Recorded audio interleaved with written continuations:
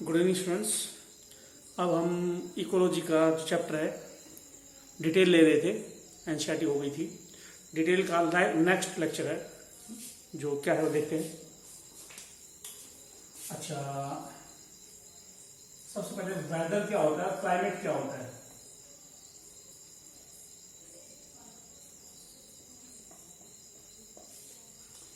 Weather क्या होता है, क्लाइमेट क्या होता है।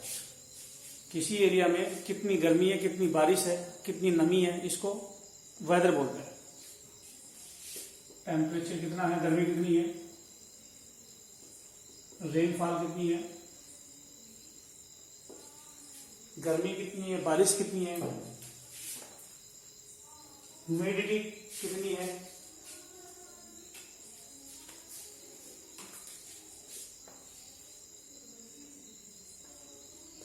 ह्यूमिडिटी का मतलब नमी कितनी है हवा में, बारिश कितनी है, गर्मी कितनी है, नमी कितनी है। In short time, in daily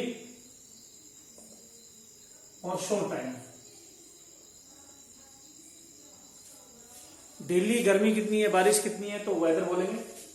थोड़े समय में गर्मी, बारिश या नमी किसी एरिया में कितनी है, इसको बोलते हैं वेदर। लॉन्ग टर्म में इन्हीं की बात करें, 6 महीने में, साल में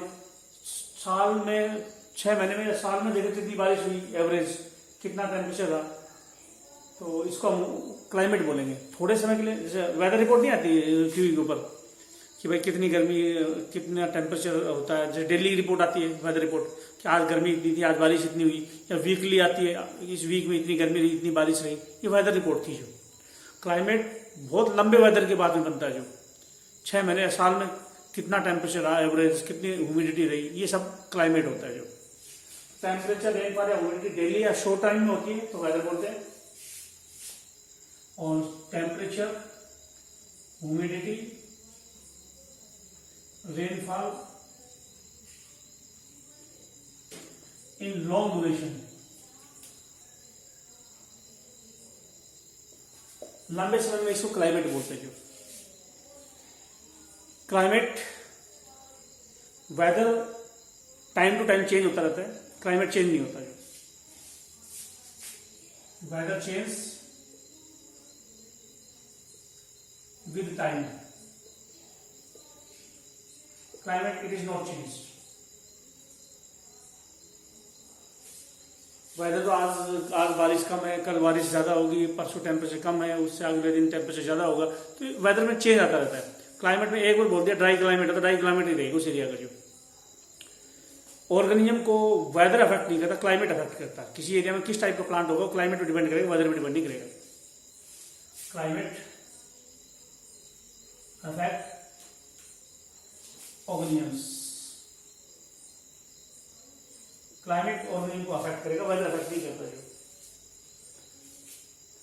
तो वैसे तो क्लाइमेट, छोटे एरिया का क्लाइमेट की अगर मैं बात करूं, जैसे फॉरेस्ट का क्लाइमेट और फॉरेस्ट के थोड़े से बाहर का क्लाइमेट, तो छोटे एरिया का, फॉरेस्ट का तो क्लाइमेट हो ही गया, फॉरेस्ट के नजदीक का क्लाइमेट, छोटा एरिया का क्लाइमेट लेंगे, वो माइक्रो क्लाइमेट होता है।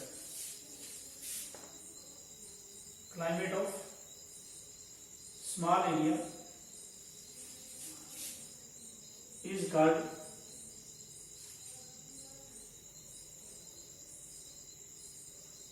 Micro climate. छोटे एरिया के क्लाइमेट को माइक्रो क्लाइमेट बोलते हैं, और पूरा एरिया का क्लाइमेट तो क्लाइमेट होता ही है।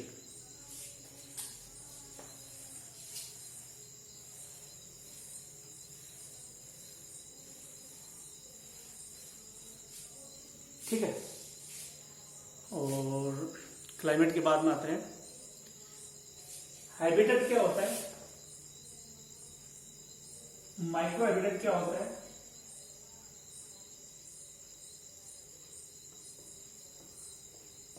हैबिटेट क्या होता है, माइक्रो हैबिटेट क्या होता है।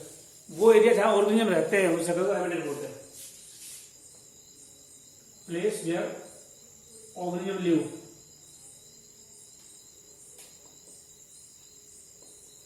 जहां ऑर्गेनिज्म रहते हैं उसको बोलते हैं हैबिटेट। और हैबिटेट को छोटे एरिया में बांट दो तो माइक्रो हैबिटेट बोलेंगे, छोटा, थोड़ा जैसे सी वाटर हैबिटेट है, तो सरफेस माइक्रो हैबिटेट है, बॉटम माइक्रो हैबिटेट है, बीच का एरिया माइक्रो हैबिटेट है। हैबिटेट को छोटे एरिया में बांटते हैं तो माइक्रो हैबिटेट बोलते हैं।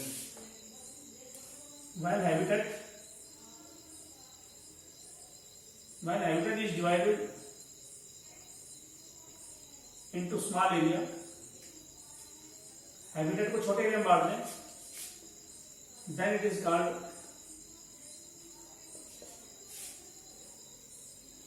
micro habitat.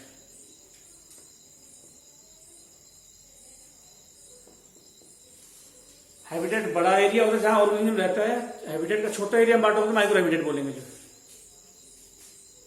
Habitat micro habitat. और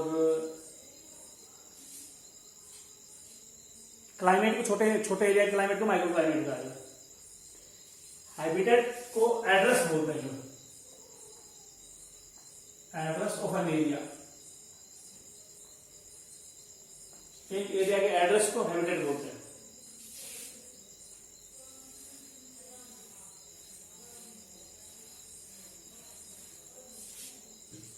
इकोलॉजिकल निश क्या होती है?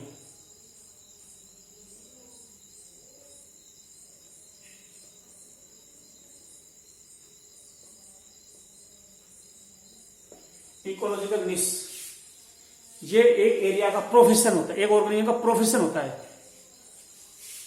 एड्रेस तो होता है हैबिटेट, ये प्रोफेशन होता है। इट इज द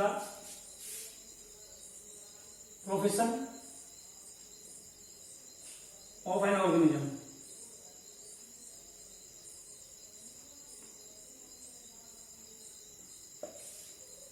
एक एरिया, एक ऑर्गेनिज्म जहां रहता है वो हैबिटेट है, और उसके काम को, प्रोफेशन को इकोलॉजिकल निश बोलते हैं। It is the functional role, functional role of organism. It is the role या function, एक ऑर्गेनिज्म क्या काम करता है उसको बोलते हैं इकोलॉजिकल निश। कहाँ मिलता है? वो होता है habitat. It also include, ecological निश में और क्या शामिल है? It also include range of tolerance,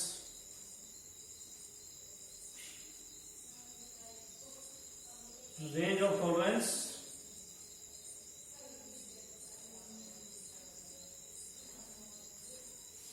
and habit of the organism.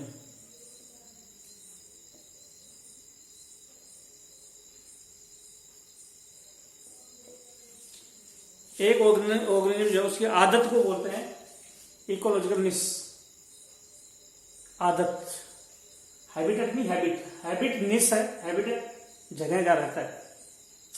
Range of tolerance मतलब क्या क्या टॉलरेट कर सकता है, कितनी सर्दी टॉलरेट कर सकता है, कितनी गर्मी टॉलरेट कर सकता है, ये टॉलरेंस को भी इकोलॉजिकल निश बोलते हैं।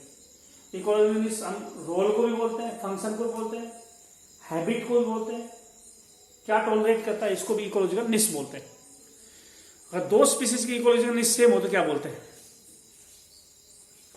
दो स्पीसीज की निश सेम हो,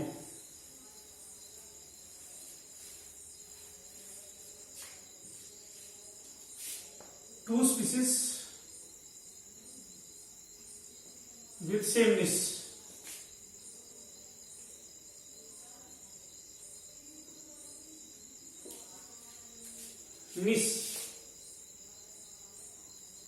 निश बोल रहे हैं, इकोलॉजिकल निश बोल रहे हैं, बात है।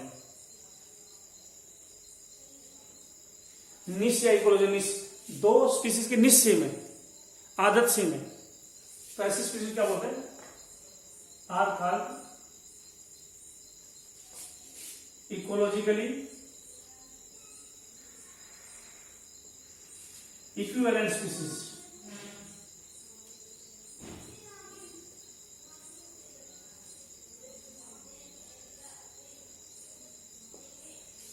दो स्पीसीज की इकोलॉजिकल निश सेम हो तो उसको बोलेंगे इकोलॉजिकली इक्विवेलेंट स्पीसीज। दो स्पीसीज इनकी निश सेम है, इकोलॉजिकली इक्विवेलेंट स्पीसीज बोलेंगे।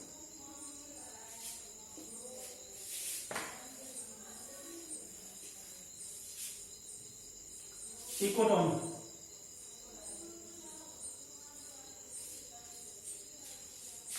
हम बोलते हैं जो जो एरिया होते हैं जहां ऑर्गेनिज्म रहते हैं उनको हम इकोसिस्टम बोलते हैं। ये मान लो डिजर्ट है, रेगिस्तान एक इकोसिस्टम है। डिजर्ट या रेगिस्तान इकोसिस्टम है।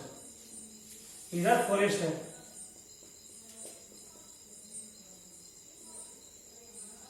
ये भी इकोसिस्टम है। हर वो एरिया जहां ऑर्गेनिज्म रहते हैं उसको इकोसिस्टम बोलते हैं। फॉरेस्ट में ऑर्गेनिज्म रहते हैं तो फॉरेस्ट भी इकोसिस्टम है। डिजर्ट या रेगिस्तान में ऑर्गेनिज्म रहते हैं, ये भी इकोसिस्टम है। जंगलों में ऑर्गेनिज्म रहते हैं इसलिए जंगल भी इकोसिस्टम है। डिजर्ट या रेगिस्तान में ऑर्गेनिज्म रहते हैं, ये भी इकोसिस्टम है। फॉरेस्ट भी इकोसिस्टम है, डिजर्ट भी इकोसिस्टम है, दोनों ही इकोसिस्टम है। जहां दो इकोसिस्टम मिलते हैं उस किनारे में क्या बोलते हैं? दो इकोसिस्टम का किनारा होता है ecotone. It is the area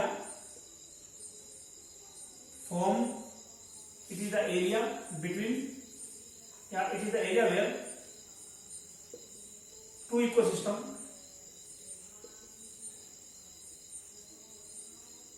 are merged.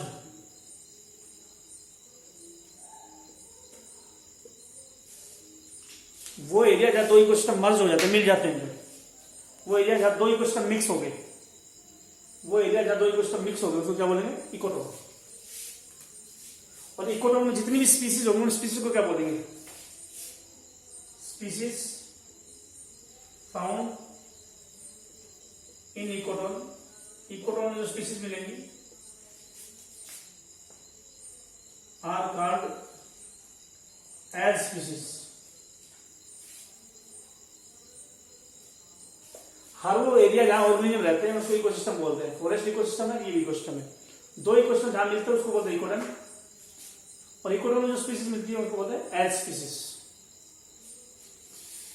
As species दो एरिया जहां दो इकोसिस्टम जहां मिलते हैं उस एरिया को इकोटोन का, इकोटोन में स्पीसीज को एज स्पीसीज बोलेंगे।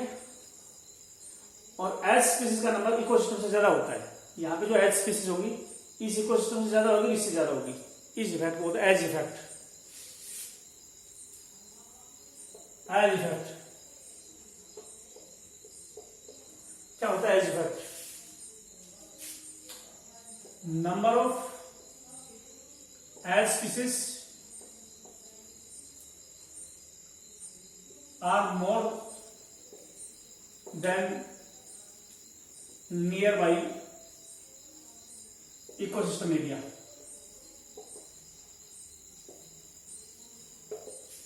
उतना ही एरिया इकोसिस्टम का ले लो, डिजर्ट का उतना ही एरिया लो, फॉरेस्ट का उतना एरिया लो। इन एरिया से ज्यादा स्पीसीज इस इकोटोन में मिलेगी। जो एक इकोटोन का एरिया ले लो, इतना ही एरिया इन इकोसिस्टम का ले लो, स्पीसीज ज्यादा कहां मिलेगी? इकोटोन में मिलेगी, या उतना ही एरिया इकोसिस्टम में मिलेगी? इकोटोन में स्पीसीज ज्यादा मिलेगी दोनों इकोसिस्टम से। इकोटोन में स्पीसीज ज्यादा मिलेगी दोनों इकोसिस्टम से। इस इफेक्ट को एज इफेक्ट बोलते हैं। Number of edge species are more than nearby ecosystem. This effect is called,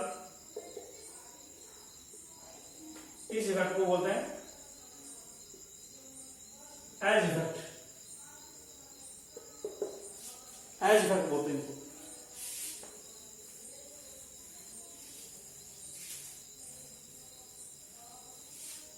sorry, लिख पाए नहीं लिख पाए तो मिटा दिया। एज स्पीसीज का नंबर दोनों इकोसिस्टम के एरिया से ज्यादा होता है। इस इफेक्ट को बोलते हैं edge effect. Number of edge species, जो एज का मतलब किनारा, दो इकोसिस्टम के किनारे पे जो स्पीसीज है उनको एज स्पीसीज का है। फॉरेस्ट भी इकोसिस्टम है, डिजर्ट भी इकोसिस्टम है, दोनों के किनारे पे जो स्पीसीज मिली उनको एज स्पीसीज का। एज स्पीसीज का नंबर इकोसिस्टम के अंदर जो स्पीसीज है उनसे ज्यादा होता है। उतने ही एरिया लेंगे, जो नहीं पूरा इकोसिस्टम ले लो फिर एज स्पीसीज तो देखो थोड़ी सी, और पूरा फॉरेस्ट देख लिया ना। उतना ही एरिया एज स्पीसीज उसका इकोटोन का लो, उतना ही फॉरेस्ट का लो। एज फॉरेस्ट इकोटोन में ज्यादा स्पीसीज मिलेंगी फॉरेस्ट या डिजर्ट से। इस इफेक्ट को एज इफेक्ट बोलते हैं। ये था आर मोर, ठीक है।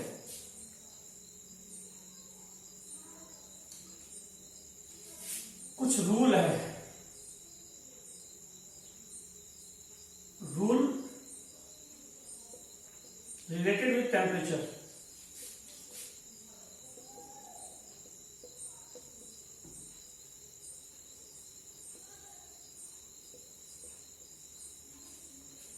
टेम्परेचर से रिलेटेड कुछ रूल है, क्या क्या रूल है वो बता रहा हूं।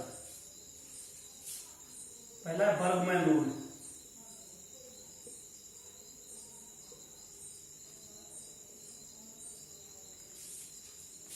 ठंडे एरिया के अंदर जो ऑर्गेनिज्म मिलते हैं उनका साइज बड़ा होता है गर्म एरिया वाले ऑर्गेनिज्म की बजाय। इस रूल को बोलते हैं Burgman rule. Size of organisms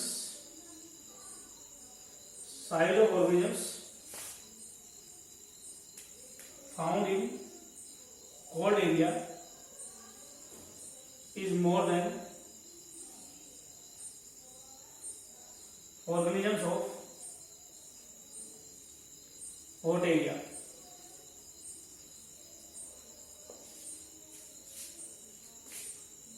organism का साइज जो ठंडे एरिया में होते हैं उनका बड़ा होता है गर्म एरिया वाले ऑर्गेनिज्म से। जो ऑर्गेनिज्म ठंडे एरिया मिलेंगे वो साइज में बड़े होंगे गर्म एरिया की बजाय। क्यों? क्योंकि साइज बड़ा है तो उसमें हीट ज्यादा बनेगी और ठंड से बचा रहेगा। साइज बड़ा रहेगा तो उसमें हीट ज्यादा बनेगी, ज्यादा हीट बनेगा तो ठंड से बचेगा। और छोटा हो जाएगा तो कम हीट बनेगी, मर जाएगा। जितना ज्यादा बाहर ठंड होगी उतना ही बड़ा होगा तो अंदर हीट ज्यादा बनाएगा और कोल्ड से बचेगा। जो in large organisms में more heat is produced। Large organism में हीट ज्यादा बनेगी which protect from low temperature। Organism ज्यादा बड़ा रहेगा तो हीट ज्यादा बनेगी और टेम्परेचर से कम ठंड से बच जाएगा। कुल मिला के ज्यादा बड़ा होगा तो हीट ज्यादा बनेगी तो ठंड से बचाएगी।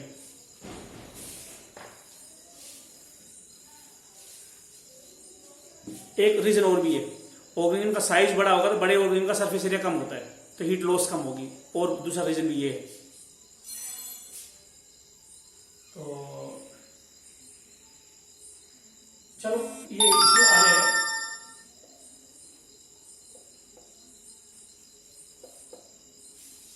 एलन रूल क्या है? बर्गमैन रूल का तो बताया कि ऑर्गेनिज्म का साइज बड़ा होगा जिससे हीट ज्यादा बनेगी, ठंड से बचेगा। लेकिन लार्ज ऑर्गेनिज्म बड़ा होगा लेकिन उसके आंख नाक कान छोटे होंगे क्योंकि उससे हीट लॉस होती है। वो छोटे होंगे तो कम हीट लॉस होगी। अपने को हीट बनानी है, लॉस नहीं करनी, तो साइज में बड़ा रहेगा तो हीट बनेगी। लेकिन आंख नाक कान छोटे होंगे हीट लॉस कम होगी, इनसे हीट लॉस होती है। ये एलन रूल है। ऑर्गेनिज्म ठंड में बड़ा है, ये बर्गमैन रूल है। लेकिन उस ठंड में मिलने वाले ऑर्गेनिज्म के आंख नाक कान छोटे हैं, ये एलन रूल है। ऑर्गेनिज्म बड़ा है, ठंड में बड़ा ऑर्गेनिज्म है तो ये रूल बर्गमैन है। लेकिन उसके आंख नाक कान छोटे हैं ठंड में, ये एलन रूल है क्योंकि हीट लॉस कम होगी। हमारे को हीट लॉस कम करनी है ठंड में। एलन रूल क्या है? Organisms of cold area have small extremities.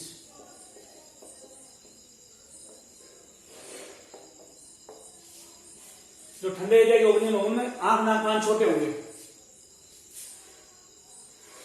जो ऑर्गेनिज्म ठंडे एरिया के उनके आंख नाक कान छोटे होंगे। एग्जाम्पल एक्सट्रीमिटीज यानी एग्जाम्पल ईयर, नोज एटसेट्रा। ठंडे एरिया की एक्सट्रीमिटी छोटी होगी than hot areas, than hot area organisms.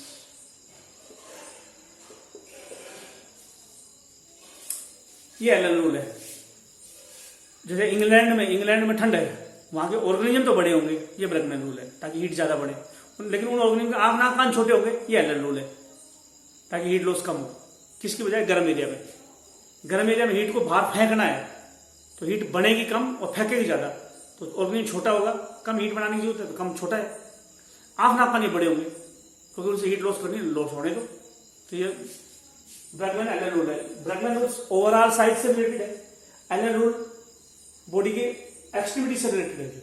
Body बड़ी होगी ठंडे में एरिया में गर्म की वजह, ये बर्गमैन रूल है। एक्सट्रीमिटी छोटी होगी, ये एलन रूल है। बॉडी बड़ी एक्सट्रीमिटी छोटी, ये बॉडी बड़ी है, बर्गमैन रूल है। एक्सट्रीमिटी छोटी है, एलन रूल है। तीसरा तो ठंड से रिलेटेड रूल हो गए, सर्दी गर्मी से रिलेटेड। तो ये टेम्परेचर का इफेक्ट हुआ कि नहीं हुआ?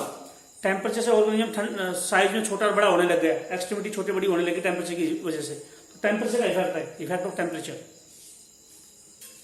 ग्लोबल रूल,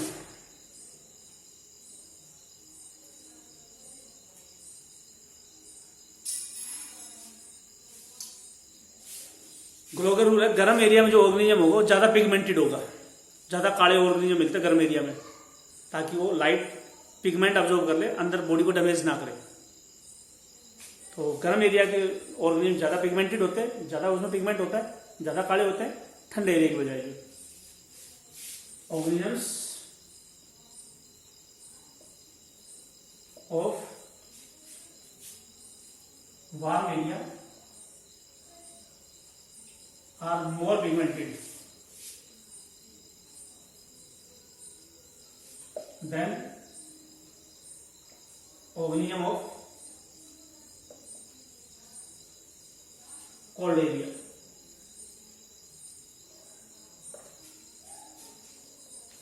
वार्म एरिया जो है, गर्म एरिया के ऑर्गेनिजम्स ज्यादा पिगमेंटेड होते हैं। जो ऑर्गेनिज्म गर्म एरिया में ज्यादा पिगमेंटेड, ज्यादा कलर्ड होते हैं ठंडे एरिया की बजाय। ज्यादा पिगमेंट होगा तो लाइट से ज्यादा पिगमेंटेड होगा तो हार्मफुल रेडिएशन नुकसान नहीं करेंगी, वो अब्जॉर्ब कर लेगा पिगमेंट। तो ये ग्लोबल रूल है।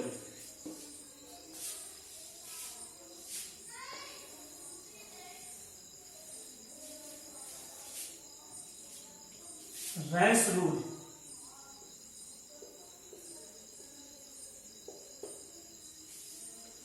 रैंस रूल क्या है? रैंस रूल है, जो पक्षी गर्म एरिया ठंडे एरिया में मिलते हैं जो पक्षी, उनकी विंग्स नैरो होती है, क्योंकि विंग से हीट लॉस होगी तो नैरो होगी तो अच्छी बात है, कम चौड़ी होगी। जो birds have narrow wings in cold areas than warm areas.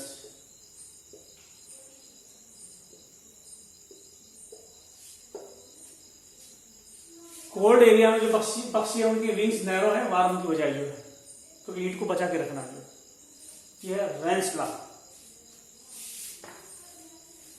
ये भी टेम्परेचर से रिलेटेड रूल है। रैपोपोर्ट law,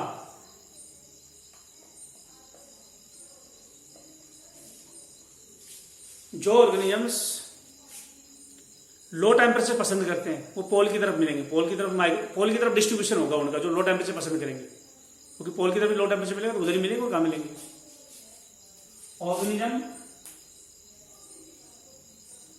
organisms which prefer low temperature show poleward migration।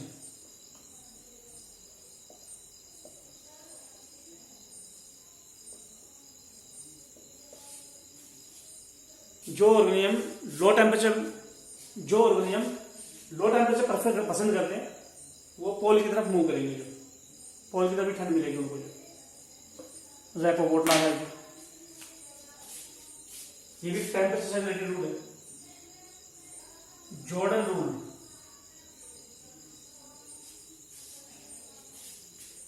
जो ऑर्गेनिज्म जो फिश ठंडे एरिया में मिलते हैं उनके अंदर वर्टिब्री ज्यादा होती है गर्म एरिया की फिश से। रीजन नहीं बता रहा क्या रीजन है। जो फिश ठंडे पानी मिलते हैं उनमें वर्टिब्री ज्यादा होती है बैकबोन में, गर्म एरिया की फिश की बजाय। मोर vertebrae in the fish of cold areas then warm area fish, then warm water, the fish of cold water।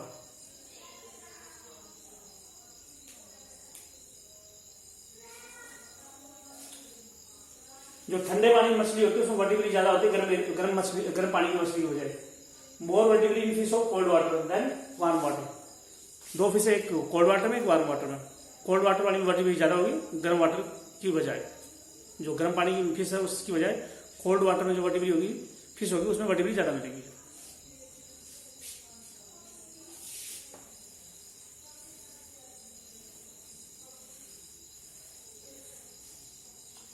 Temperature का इफेक्ट देखा, विंग्स के ऊपर, कलर के ऊपर, वर्टिब्रिटी के ऊपर, साइज के ऊपर, आंख नाक कान के ऊपर, सब रूल के रूप में बताया मैंने जो। और बताओ किसका टेम्परेचर का था। टेम्परेचर और बताओ कहां पर क्या करता है। In viper or viper snake detect organisms by lost heat।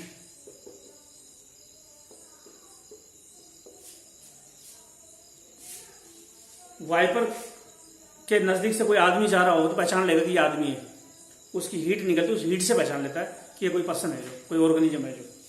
तो लॉस्ट हीट से ऑर्गेनिज्म, वाइपर जो सांप है वो लॉस्ट हीट से पता लगाता है ऑर्गेनिज्म को। तो हीट मतलब टेम्परेचर से पता लग जाता है कोई ऑर्गेनिज्म है या वहां पे नहीं है। आंख से पता नहीं लगाएगा, किससे पता लगाएगा, लॉस्ट हीट से पता लगाएगा।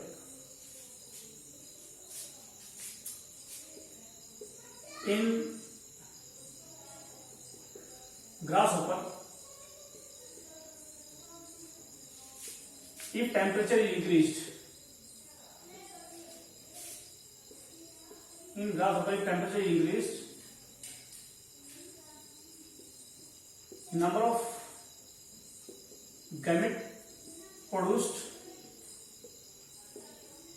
is more।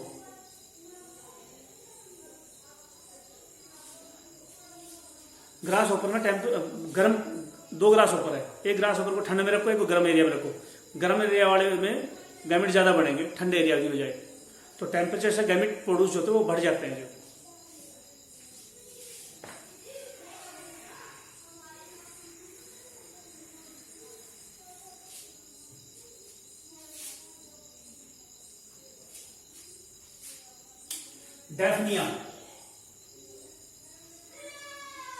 डेफनिया के अंदर at low temperature more females are produced,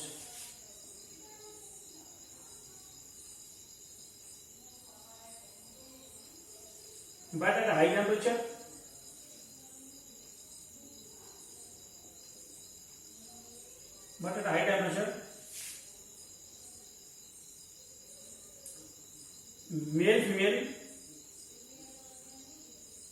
male and females both are produced।